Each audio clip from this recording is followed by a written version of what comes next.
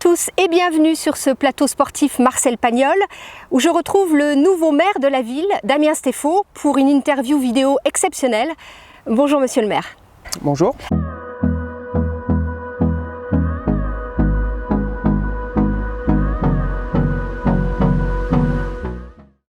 Alors tout d'abord un mot sur les élections municipales qui viennent de se dérouler. Quels enseignements vous en tirez ? Alors déjà, préciser que ces élections municipales se sont déroulées dans un contexte sanitaire un peu particulier et je pense qu'il faut quand même avoir un petit mot sur la vigilance qu'il faut continuer à avoir puisque nous ne sommes pas encore sortis de cet événement sanitaire qui nous touche quand même très fortement. Ces élections, peut-être à Vernouillet plus qu'ailleurs, on a voté malgré tout. On peut remarquer que sur notre ville, le taux de participation était un peu plus prononcé qu'ailleurs.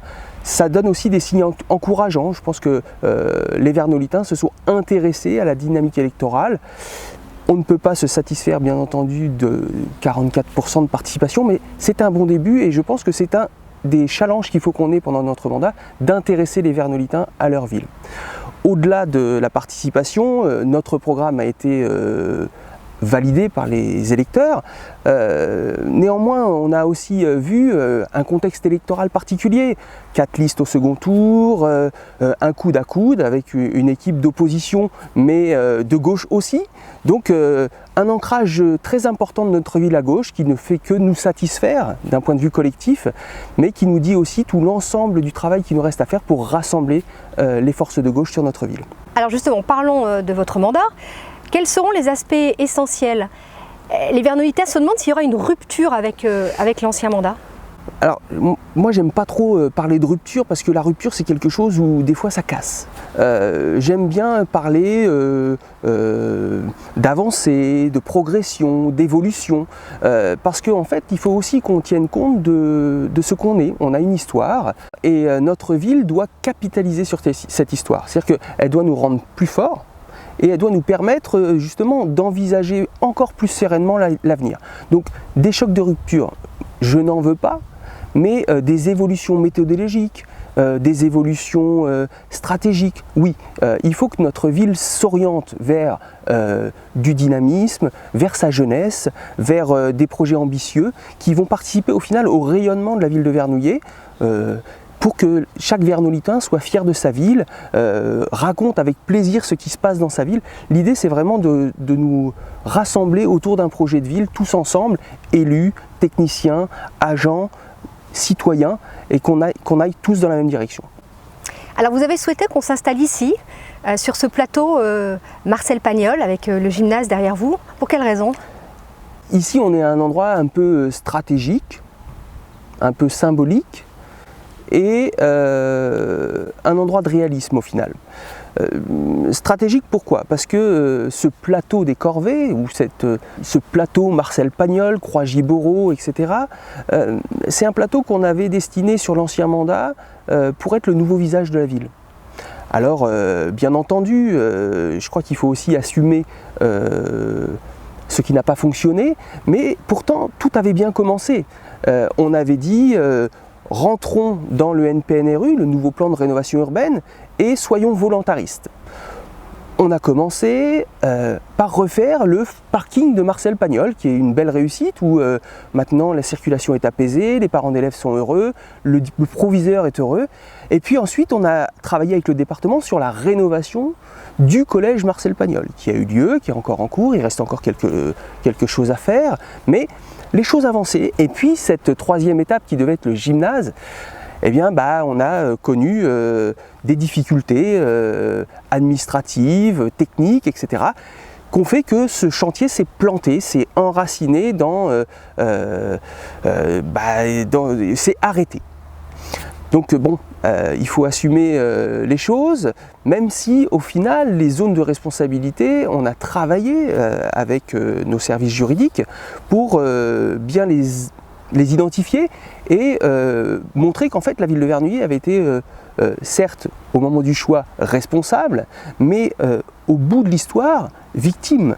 d'une mésentente entre un architecte et un charpentier, où les zones de responsabilité ont été déterminées par la justice sur le cabinet d'architecture. Voilà. Donc le gymnase Marcel Pagnol, c'est symbolique parce que c'est l'éducation, c'est aussi l'ouverture, le sport, la culture. Le gymnase, c'est un des projets phares de notre mandat. Il va falloir le sortir, il va falloir qu'il reprenne ses ordres de noblesse et qu'il rende un nouveau service à la population. On l'envisage notamment sous des formes plus complexes sportives que gymnase. Je pense qu'il faudra aussi qu'on réfléchisse à l'intérieur certes, mais aussi ses extérieurs, ses abords. On commencera dès septembre avec une réunion avec l'ensemble des acteurs sportifs du territoire pour converger vers un projet collectif. Ce quartier, c'est aussi le nouveau plan de rénovation urbaine. C'est un chantier sur lequel j'ai entendu l'impatience des habitants pendant la campagne, parce que c'est vrai, au final, sur le mandat qui précède, on n'a pas vu en fait, parce qu'on était dans des phases d'ingénierie. Et cette ingénierie, au final, sur le terrain, elle produit rien de visible. Donc je veux dire aussi aux Vernolitains que l'ingénierie est en place, qu'au cours des 6 prochaines années, le quartier de la Tabellione commencera sa mue. On verra arriver des pelleteuses, on verra arriver un quartier qui bouge, voilà, il y aura des travaux. Donc c'est de bon augure, j'ai entendu leur impatience, rassurez-vous, le quartier de la Tabellione va bouger. Et je pense qu'il faut qu'on soit ambitieux pour ce quartier, non pas parce que c'est le quartier de la Tabellione, mais parce qu'on va arriver sur une fin de ville. C'est-à-dire qu'il va falloir qu'on boucle un bout de la ville et on profitera, j'espère, de ce nouveau plan de rénovation urbaine pour dévoiler un nouveau visage urbain de notre ville. Alors on a compris, ça c'était une urgence. Marcel Pagnol, est-ce qu'il y aura d'autres priorités pendant ce début de mandat ? Il y aura bien entendu d'autres priorités. La grosse partie de notre programme, la première partie, ce qu'on a vraiment voulu mettre en avant, c'était le cadre de vie. Parce que, alors le cadre de vie, pas uniquement propreté, fleurissement, etc. Vraiment le cadre de vie au sens large, je dirais toutes les conditions nécessaires pour permettre l'épanouissement optimal de nos habitants. Ça passe bien entendu par le cadre de vie au sens strict, propreté, sécurité, mais ça passe aussi par, c'est une grande philosophie de la ville de Vernouillet. Maurice Legendre disait un toit, un emploi, une école. Daniel Frard disait renouvellement, développement urbain, éducation, emploi. Bon, chacun mène un petit peu les projets, mais je crois qu'en fait, un logement où on peut être épanoui en famille, une éducation permettant l'épanouissement de tous, un emploi, ça doit être nos intemporels et nos priorités. On ne peut pas oublier bien sûr les problématiques de santé. C'est pour ça que j'ai choisi de nommer une délégation à la santé, c'est pas pour rien, c'est une nouvelle délégation. Il y aura aussi une nouvelle délégation qui sera au logement, donc c'est quand même des signes forts que la population doit entendre. La problématique de santé et de logement sont vraiment des priorités fortes qu'on a identifiées pendant la campagne. On a rencontré énormément de gens et dans les difficultés du quotidien, c'est vraiment les thématiques qui reviennent le plus. Une parenthèse qui englobe tout ça, moi j'aime pas traiter l'écologie au sens strict. Pour moi, l'écologie c'est plutôt une philosophie, c'est quelque chose qui doit infuser l'ensemble de nos décisions. C'est dans ce cadre qu'on a signé juste avant les élections, un pacte pour la transition qui va nous amener à un espèce de cadre d'évolution sur lequel on va pouvoir s'appuyer. On va travailler aussi avec une association qui sera une instance de conseil et de contrôle un petit peu pour voir que ce pacte c'est aussi un moment engageant et qu'on va essayer d'aller vers des progrès, des avancées, de l'éducation au développement durable. Je pense qu'il faut qu'on soit vraiment dans l'accompagnement de cette période de transition. Il faut que la ville de Vernouillet soit un acteur de la transition, au même titre que l'ensemble des villes de France, hein. Mais on jouera notre rôle de bon élève en matière de transition écologique et je pense qu'on a vraiment beaucoup à apprendre sur ce champ-là des jeunes générations. Alors, vous nous dites que vous allez travailler avec votre équipe pour les Vernolitains, mais est-ce que vous allez associer aussi les habitants de la ville ? Alors déjà, travailler avec mon équipe pour les Vernolitains. On a fait un choix audacieux et je parlais tout à l'heure de changement méthodologique. Clairement, là on en voit déjà un, c'est-à-dire que j'ai fait le choix de réduire un petit peu l'équipe des adjoints, mais d'élargir le champ des délégations. Donc 5 adjoints, 13 délégations, 18 élus avec des missions politiques. Ça veut dire aussi 18 élus déployés sur le terrain au quotidien, à l'écoute des Vernolitains, et à l'écoute aussi de certaines petites problématiques du quotidien qui nous empoisonnent et qu'il faut régler très vite. Donc on doit avoir plus de réactivité en étant plus sur le terrain. Ça c'est la première chose. Deuxième chose, investir les Vernolitains à la vie de la cité. Je crois qu'il y a 2 grands champs. Le premier champ, c'est le champ de l'investissement, de l'aménagement, sur lequel on va vraiment avoir un travail de concertation. Il est hors de question que les projets sortent sans avis, sans concertation et sans validation. C'est-à-dire que le cheminement, ce sera aller vers, questionner, formaliser, aussi tenir au courant, puisque le projet des habitants aura un coût, donc on partagera aussi les informations financières sur ces projets. Et puis, à la fin, on pourra aussi parce que je sais bien que tous les habitants ne répondront pas aux sollicitations de participation citoyenne, parce qu'il va falloir qu'on travaille pour qu'il y ait de plus en plus d'habitants qui veuillent participer à ça. Mais au début, c'est évident que tous les participants ne seront pas là. Donc on fera aussi des petits référendums secteur par secteur pour valider les projets à grande échelle, et les gens qui n'auront pas pu ou qui n'auront pas voulu se déplacer pourront alors valider le projet s'ils le souhaitent. Deuxième champ de la participation, et là c'est plutôt dans l'évaluation que je le vois, c'est vraiment cette envie que j'ai que les Vernolitains nous donnent leur avis sur le service public que l'on produit. Alors ça passera bien entendu par de nombreuses enquêtes de satisfaction sur le service rendu à la population. J'y vois 2 enjeux. Un premier enjeu sur lequel nous devons être très attentifs, c'est-à-dire produire un service public qui soit en adéquation avec les attentes de nos habitants. Et puis deuxième chose, quand on évalue, je pense qu'on tend vers le mieux et on essaye d'adapter pour avoir une pratique professionnelle pleine de réussite. Et du coup, on a les 2 leviers.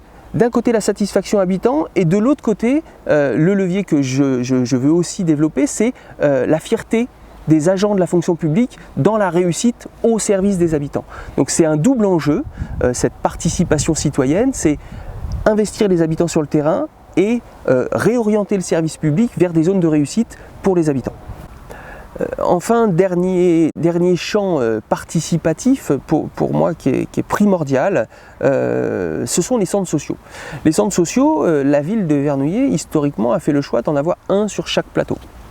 Donc un sur le plateau des Vauvettes et un sur le plateau des Corbeilles. Ces centres sociaux doivent vraiment sortir de leur coquille et rayonner sur ces 2 plateaux. Ensuite, une fois qu'on aura cette ouverture, il faut qu'on revienne au sens initial des centres sociaux, c'est des établissements de services publics, oui, mais faits pour les habitants, avec les habitants, au service des habitants. C'est-à-dire que dans ces centres sociaux, il doit y avoir de la vie de concertation, de la vie de participation. C'est-à-dire que des groupes d'habitants peuvent très bien dire, dans notre quartier ou sur notre plateau, ce serait bien d'avoir telle activité. Parce que pour l'avoir, on est obligé d'aller à 10 km de la ville. Donc c'est bien tout ça qui permettra d'avoir une nouvelle programmation d'activités des centres sociaux cohérente avec les attentes des habitants des plateaux. Pour finir, peut-être un petit mot sur cette période estivale. Là, on est en plein été, et puis peut-être pour la rentrée aussi. Alors, l'été à Vernouillet, c'est quand même une nouvelle programmation, parce que contexte sanitaire oblige, pas Vernouillet plage, mais on a réussi à faire preuve d'innovation. Quand je disais que le service public avait de la ressource, j'y crois vraiment. C'est-à-dire qu'on a en peu de temps redéployé des activités sur toute la ville, donc n'hésitez pas à aller sur le site internet pour voir le programme des estivales à Vernouillet, vous pourrez faire tout un tas d'activités dans différents lieux de la ville. Il y aura du cinéma, enfin bon, je ne rentre pas dans le détail, c'est pas le lieu, mais vraiment un été animé à Vernouillet, un été aussi studieux, parce qu'on a fait le choix d'avoir un étayage, un accompagnement sur tout ce qui est scolaire, avec une plateforme de cours en ligne, avec aussi un accès à cette plateforme via les centres sociaux, mais aussi à la mairie. Donc on se souhaite un été radieux et studieux. Comme on aura bien récupéré, on pourra envisager la rentrée sereinement. Une rentrée qu'il faut essayer d'envisager avec le plus d'optimisme possible, je pense. Même si le contexte sanitaire, encore une fois, nous oblige à beaucoup de responsabilités, beaucoup de raisons. Soyons prudents pour nous, soyons prudents pour les autres. Et souhaitons que cette rentrée puisse se passer dans les meilleures conditions, dans les conditions les plus normales possibles. Voilà. Merci beaucoup, monsieur le maire. De rien, merci à vous. On se retrouve en septembre pour une nouvelle vidéo. Rendez-vous avec votre maire dans un autre quartier de la ville. En Avec attendant, bon été à tous.